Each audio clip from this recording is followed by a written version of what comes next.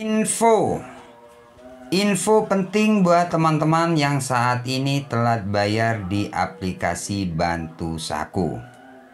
Oke, assalamualaikum warahmatullahi wabarakatuh. Balik lagi di channel Markas Pinjol, teman-teman. Seperti biasa, di video kali ini saya akan berbagi tentang telat bayar di aplikasi Bantu Saku. Nah, buat teman-teman yang saat ini terjerat di aplikasi Bantu Saku, kalian tonton video ini sampai selesai agar kalian tidak gagal paham. Di sini saya sekedar berbagi informasi seperti apa resikonya, karena di sini kami mempunyai tagihan di aplikasi Bantu Saku yang sudah lewat hampir 1 bulan. Dan nominal pinjamannya sekarang sudah mencapai 8.370.000. Jadi lumayan besar. Oke, seperti biasa teman-teman, ya sebelum kita lanjut ke pembahasannya, buat teman-teman yang baru menemukan channel ini atau belum subscribe ke channel ini, jangan lupa bantu subscribe ya. Buat teman-teman yang sudah subscribe ke channel ini, saya ucapkan banyak-banyak terima kasih telah mendukung channel Markas Pinjol. Jadi saya lebih semangat lagi bikin video-video atau berbagi informasi tentang seputar gagal bayar pinjaman online. Oke, langsung saja kita bahas teman-teman ya. Nah, di sini teman-teman sudah saya buka ya untuk aplikasi Bantu Saku. Di sini saya tidak mengajak teman-teman untuk tidak bayar atau mengajak gagal bayar, tidak. Di sini saya cuman berbagi sesuai pengalaman, karena di sini saya mempunyai aplikasi Bantu Saku yang sudah lewat atau telat bayar ya. Seperti apa resikonya? Tonton video ini sampai selesai ya.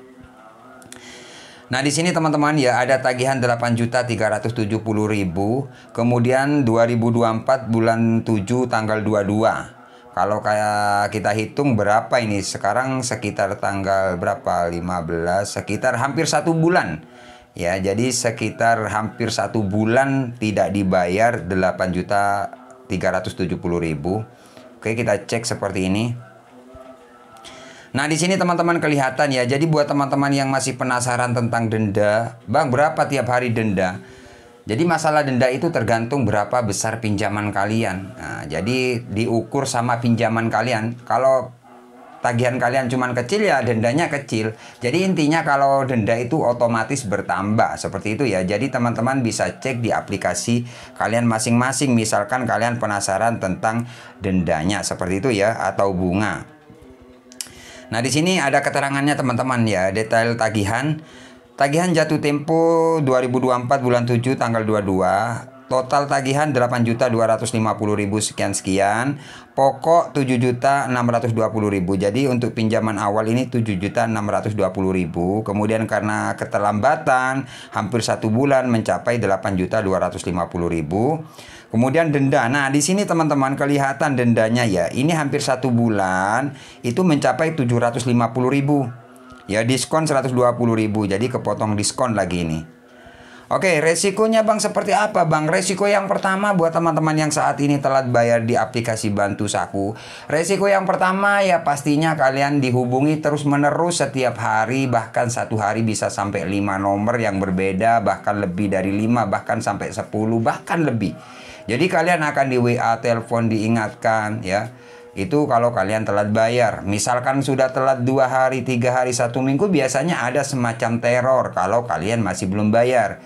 Terornya seperti apa Bang? Terornya ya bermacam-macam namanya teror. Ada yang diancam sebar data, ada yang diancam dihubungi di luar kondar, atau ada yang dihubungi mau disebar datanya ke seluruh kontak. Data Anda di sini lengkap. Kalau Anda masih belum bayar, terpaksa data Anda kami alihkan ke pihak ketiga. Nah, itu sebuah teror teman-teman ya. Jadi buat teman-teman dimanapun kalian berada yang saat ini telat bayar dapat WA kayak gitu, itu sebuah teror. Kalian gak usah takut ya, gak usah panik kalau kalian memang tidak ada dana atau nggak bisa melunasi tagihan tersebut. Kalian gak usah takut. Resikonya ya diteror seperti itu, di WA, ditakut-takuti. Makanya sering saya bikin video buat teman-teman yang telat bayar, kalian harus benar-benar kuat mental ya, karena kalian akan diteror terus-menerus selama kalian belum bayar. Seperti itu. Jadi ya resikonya ya diteror setiap hari. Makanya kalian harus kuat mental. Itu benar nggak data kita disebar? Kalau pertanyaan dari teman-teman subscriber banyak sekali, apakah datanya disebar? Enggak. Jawabannya enggak, teman-teman. Itu hanya gertakan atau nakut-nakuti kalian agar kalian mencari dana talangan untuk pelunasan di aplikasi tersebut.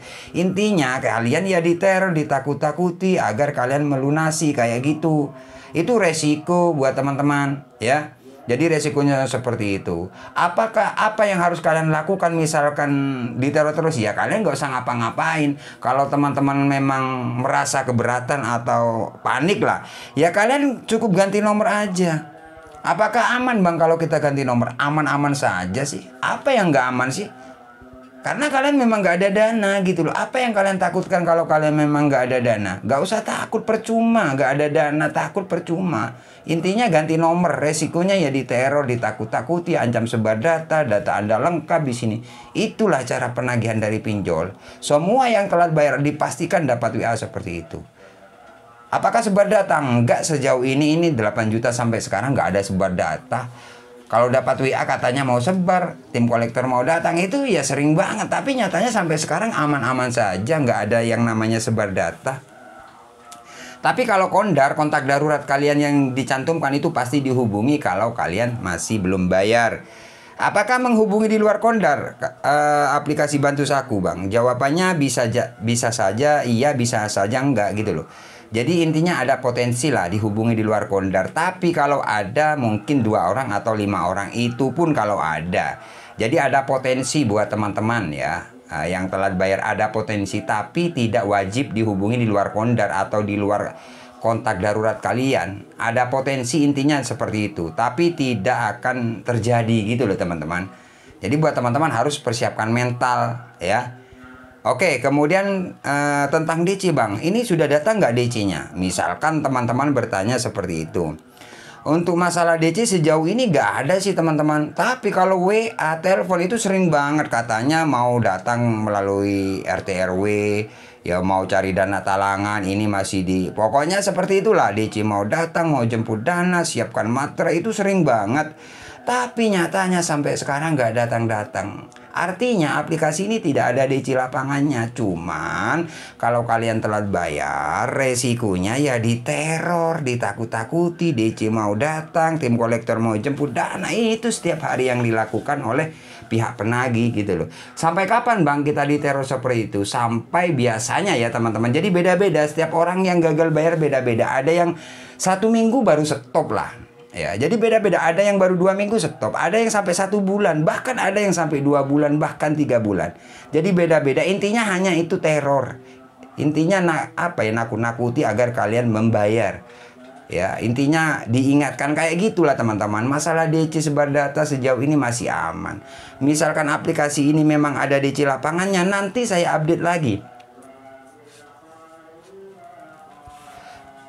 Saya update lagi buat teman-teman gitu loh ya. Jadi buat teman-teman nggak usah takut. Ya memang hutang wajib dibayar. Tapi kalau kalian nggak ada dana, ngapain kalian takut? Apa yang kalian takutkan?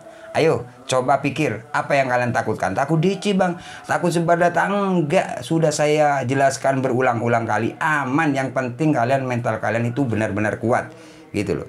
Sebenarnya buat teman-teman ya, kalau dari saya, gagal bayar, telat bayar itu sebenarnya kalian sudah belajar kuat mental. Kenapa? Karena pinjol memang cara penagihannya seperti itu, nakut-nakuti, bikin mental itu ketar-ketir. Tapi itu hanya gertakan saja, seperti itu ya. Gak ada efeknya ya. Seperti itu teman-teman ya, intinya sejauh ini masih aman. Misalkan aplikasi ini nggak aman, nanti ada DC, ada sebar data, nanti saya infokan buat teman-teman. Seperti itu ya. Oke, resikonya cuma diteror. Oke teman-teman, terima kasih. Semoga video ini bermanfaat. Misalkan teman-teman masih terus diteror, terus diteror, mau belajar kuat mental, kalian bisa tonton video-video saya ya. Kalian bisa belajar dari video-video saya. Nanti kalian bisa kuat mental kalian. Karena saya sering telepon DC yang sering neror itu sering. Bahkan saya kerjain. Makanya teman-teman belajar dari video saya boleh. Nanti kalian kuat mental kalian. Oke? Terima kasih teman-teman ya. Saya akhiri untuk video kali ini. Assalamualaikum warahmatullahi wabarakatuh.